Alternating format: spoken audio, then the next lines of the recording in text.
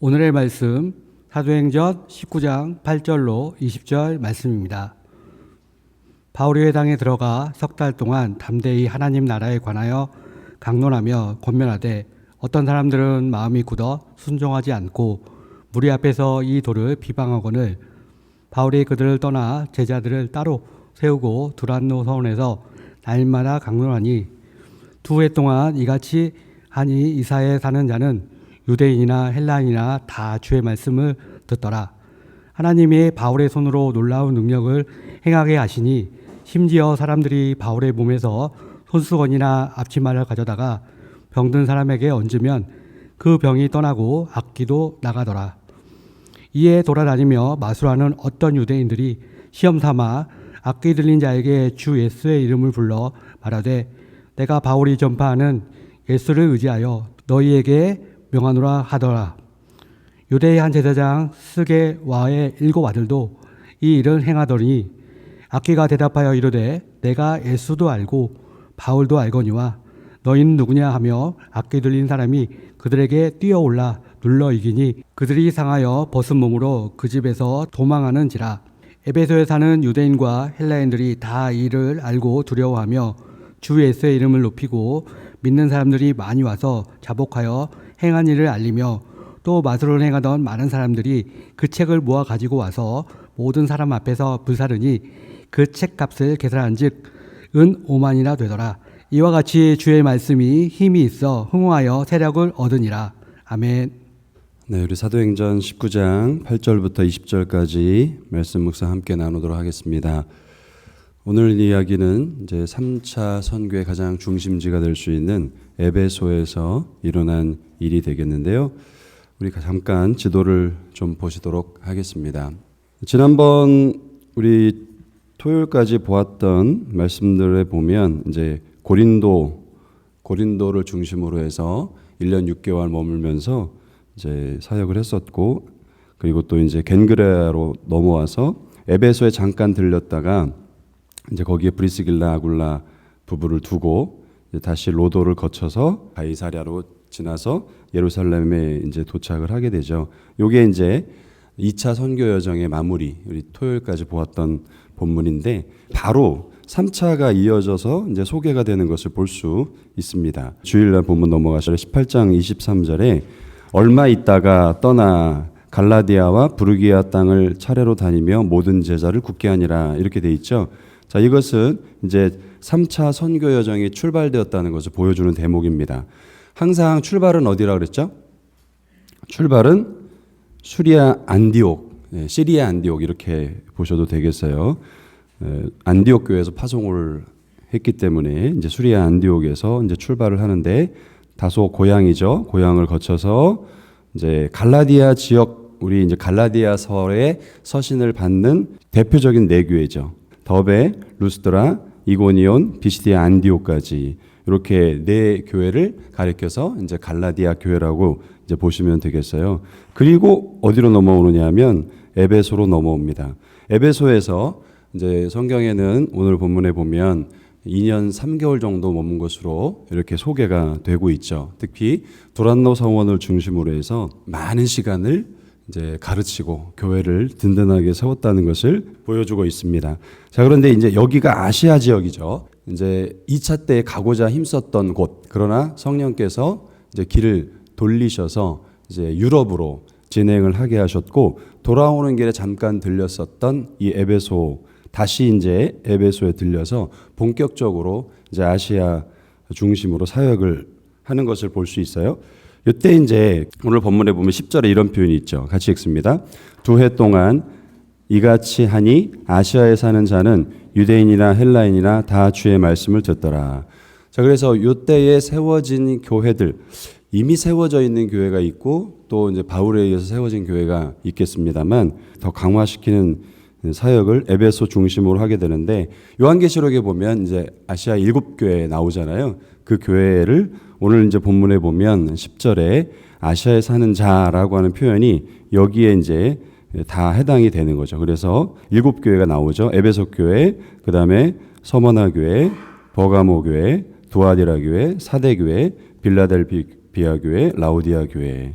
이제 기본적으로 이 교회들 지금처럼 예배당을 갖추고 있는 교회가 아니고 대부분은 가정에서 모인 교회라고 이해하시면 이제 되겠습니다. 오늘 이제 에베소를 중심으로 해서 이제 사역이 왕성하게 이제 진행되는 것을 보여주는 본문입니다. 여기까지 이제 보시고요. 3차가 특히 이미 세워졌던 교회를 다시 방문해서 강화시키는 그들의 믿음을 더 견고하게 하는 일들을 하고 있다는 점이 이제 주목해 볼 만한 부분이 되겠습니다. 새로운 사역도 있었지만 이미 다녔던 2차 선교까지 쭉 돌아봤었던 교회들을 다시 방문하는 것이 이제 주 목적인 것을 볼 수 있습니다. 자, 이렇게 이제 아시아에 있는 교회를 세우고 다 주의 말씀을 듣더라 하면서 이제 교회가 든든히 세워져 가는 것을 볼 수 있는데 오늘 본문을 통해서 우리가 묵상할 수 있는 몇 가지 있습니다. 첫 번째는 바울이 에베소에서 말씀을 2년 3개월 뭐 길게는 3년까지도 보시는 분들이 있습니다만 이렇게 머물면서 말씀을 전파했어요. 오늘 8절에는 강론하며 권면하였다 이렇게 이제 말하는데 일로 말미암아서 두 반응이 있는 것을 보여줍니다. 첫 번째 반응은 어떤 반응이죠? 9절에 같이 읽겠습니다. 어떤 사람들은 마음이 굳어 순종하지 않고 무리 앞에서 이 도를 비방하거늘 바울이 그들을 떠나 제자들을 따로 세우고 두란노 서원에서 날마다 강론하였다. 어떤 반응이 있어요? 순종하지 아니하는 반응, 마음이 굳어진 반응, 그리고 또 무리 앞에서 이 도를 비방하는 반응인 거죠. 자, 이 도를 비방했다라고 할 때 이 도는 예수 그리스도가 하나님의 아들이시다라고 하는 그 복음의 메시지를 가리키는 내용이 되겠습니다. 자, 그리고 10절에는 또 다른 반응이 나오는데 어떻게 했다 그래요? 다 주의 말씀을 들었다. 이것은 이제 순종한 사람들이 있었다는 것을 보여주는 대목이 되겠습니다. 같은 자리에서 같은 말씀을 들었는데 서로 다른 반응이 있는 거죠. 말씀을 우리가 듣습니다. 말씀을 받습니다. 어떤 형태로든지 뭐 주일날 말씀을 듣기도 하고 또 묵상하면서 말씀을 받기도 합니다. 성경 공부하면서 받기도 합니다. 그런데 말씀을 귀로만 듣는 사람이 있는가 하면 마음으로 받는 사람이 있는 거죠. 귀에 머물다가 그저 많은 지식 중에 하나, 인문학적인 지식 중에 하나로 받는 사람이 있는 거죠. 작고하신 이어령 선생이 회심하기 전까지는 많은 성경에 대한 지식을 갖고 있는 사람, 인문학적으로 그분은 궁금해서 성경을 읽었던 사람인 거죠. 그러나 믿지는 않았던 사람, 믿어지지 않았던 사람. 그런데 그가 이제 딸의 실명으로 말미암아 그 일로 하나님께 간구하게 되면서 믿음을 갖게 되고 회심을 하게 되고 이제 세례를 하용조 목사님 살아계실 때 받는 일이 있었죠. 어디에 말씀이 들려지기 시작한 거냐 하면 귀가 아니라 마음에 말씀이 들려지기 시작한 것입니다. 특히 이 도라고 말할 때 이 도는 예수 그리스도를 가리키는 표현인데 예수 없는 듣기, 예수 없는 말씀이라고 하는 것은 어떤 사람이 될 뿐이냐 하면 비방하는 사람이 될 뿐이더라. 예수 그리스도가 마음에 계시지 않으면 성경, 교회 생활 그 모든 것들은 비방하는 것에 그치는 사람이 될 뿐이더라 라고 하는 것. 오늘 나의 행동을 돌아보실 필요가 있겠습니다. 나는 말씀이 마음속에 담겨진 사람일까? 그것은 말씀에 복종하는 사람이라고 말할 수 있겠습니다. 오늘 말씀 앞에 선 나의 모습은, 나의 마음은 어떤 마음인지를 돌아볼 수 있기를 바랍니다. 다 주의 말씀을 듣더라. 귀로 들은 것을 말하는 것이 아니라 온 삶으로 받아들이는 것을 말하는 거겠죠. 제가 시작할 때마다 하는 기도, 하나님 오늘도 이 말씀을 듣고 말씀이 빚어내는 인생이 되게 하옵소서. 얼마나 많이 변하셨나요? 얼마나 많이 다듬어지셨나요? 얼마나 자기가 버려졌나요? 얼마나 주님이 주인 되셨나요? 우리가 말씀을 받는 사람들이 될 수 있기를 바랍니다. 두 번째로 우리 묵상할 수 있는 부분은 사도의 사역에 하나님의 능력으로 함께 하시는 것을 볼 수 있어요. 11절 같이 읽겠습니다. 하나님이 바울의 손으로 놀라운 능력을 행하게 하시니. 자, 그로 말미암아서 사람들이 바울의 몸에서 손수건이나 앞치마를 가져다가 병든 사람에게 얹으면 그 병이 떠나가고 악기도 떠나가더라라고 하는 역사가 일어나죠. 바울의 능력이 신비하게 나타난 것입니까? 아니고 누가 함께 하신 거예요? 하나님이 바울과 함께 하신 거예요. 어떻게? 놀라운 능력으로 함께 하신 것입니다. 그래서 그의 손으로 손대는 사람마다 치유와 기적이 일어나고 마귀가 떠나가는 역사들이 일어난 거죠. 심지어 수건만 올려놓더라도 그렇게 병이 떠나가고 악한 마귀가 떠나가는 역사가 있었다는 것. 이것은 모든 시대의 모든 사람에게 이런 능력이 나타나는 것이 아니라 사도들에게 특별하게 하나님 영이 함께 하셔서 이런 치유의 역사와 기적의 역사가 나타나게 하시는 거죠.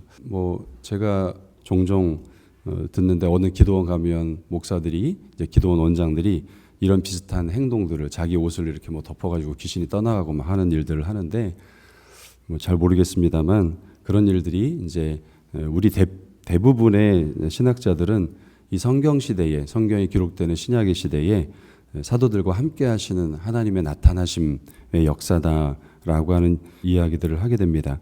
마가복음 16장에 보면 이미 주님께서 믿는 자들에게는 표적이 따르리니 귀신이 쫓겨내며 병든 자들이 치료함을 받게 된다라고 하는 말씀을 하신 일이 있으세요.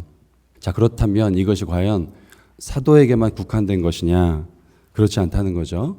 우리 믿는 자들에게는 표적이 따르리니라고 말을 했을 때에 우리를 통해서도 하나님은 이 땅에 묶여 있는 자들을 풀어내기를 원하시고 자유케 하시기를 원하시는 거죠. 물론 사도와 같이 동일한 수준의 역사는 나타나지 않겠지만 우리가 예수의 이름으로 기도할 때 그 기도가 하늘에 닿아서 그런 역사들이 일어나게 되는 것이죠. 그런데 어떤 사람이 있느냐 하면 그 이름을 의지하여 그렇게 기도하는 사람이 있는가 하면 그저 그런 일들이 성경시대에 끝난 것으로 믿는 사람이 있는 것을 볼 수 있습니다. 표적이나 기사라고 하는 표현들은 그리스도를 드러내는 일이기 때문에 1차적으로는 그 의미가 맞겠습니다만 모든 신자들에게 기도의 권세를 주셔서 이런 묶여있는 자들을 자유케 하는 일들을 하게 하시는 것을 우리가 믿음으로 받을 수 있게 되기를 바랍니다. 그래서 우리가 해야 될 일은 뭐냐면 병든 자들을 위하여 귀신 들린 자들을 위하여 주의 이름으로 대적하며 기도해 주는 거죠. 우리가 기도할 때 낫고 안 낫고의 문제는 내 책임이 아닙니다. 누가 하시는 일이에요? 하나님이 하시는 일입니다. 하나님의 영이 역사하시는 거예요. 그저 우리의 해야 될 일은 뭐냐면 내 손을 올려서 내 눈앞에 있는 고통 가운데 있는 사람들을 위해서 기도하는 것은 내 책임이고 기도하는 것은 내 역할이고 내 의무여야 한다라고 하는 것입니다. 내 할 일, 내 앞에 고통 가운데 있는 사람에게 손을 올려 기도하고 하나님께서 그에게 자유를 허락해 주시도록 기도함으로 말미암아 그런 역사가 일어나게 되는 것을 경험하는 우리들이 될 수 있기를 바랍니다. 마지막으로 세 번째로 묵상할 수 있는 부분은 이 바울의 사역에 귀신이 쫓겨나는 기이한 일이 있었는데 이 일을 흉내내는 사람들이 있는 것을 봐요. 13절에 이에 돌아다니며 마술하는 어떤 유대인들이 시험 삼아 악귀 들린 자들에게 주 예수의 이름으로 불러 말하되 같이 읽습니다. 내가 바울이 전파하는 예수를 의지하여 너희에게 명하노라 하더라. 바울의 사역에 이런 표적과 귀사가 나타나는데 그 기이한 일을 흉내내는 사람들이 이 에베소에 있었던 것을 봅니다. 그 중에 어떤 사람이 있느냐 하면 14절에 같이 읽습니다. 유대의 한 제사장 스게와의 7 아들도 이 일을 행하더니 누가 이 일을 흉내내고 있어요?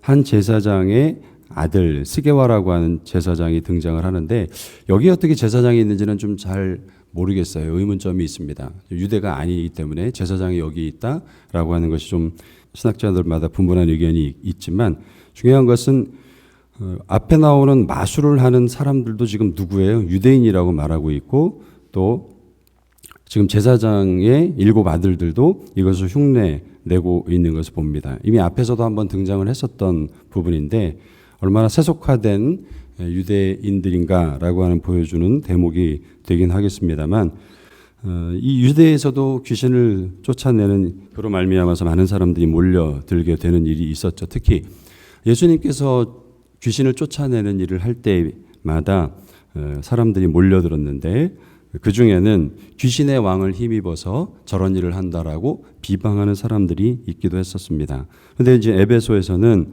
이 흉내내는 무리들이 이제 등장을 하는 거죠. 그런데 이들이 정말 믿음이 있어서 귀신을 쫓아내는 것이 아니라 오늘 본문에 보니까 13절에 시험 삼아라고 하는 표현이 등장하는 것을 보죠. 사실은 흉내내기라고 할 수 있고 이 시험 삼아라고 하는 것은 그 안에 무엇이 없느냐 하면 신앙의 고백이 없다라는 것을 보여줘요.